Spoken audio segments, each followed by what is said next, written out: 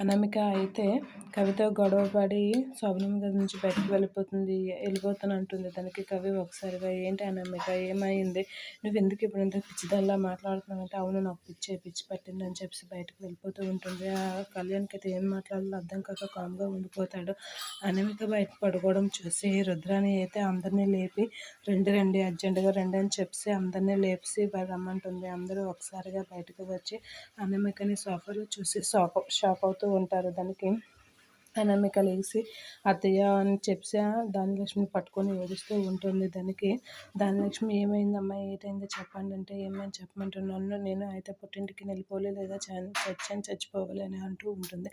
దానికి ధాన్యలక్ష్మి ఒకసారిగా షాక్ అవుతుంది.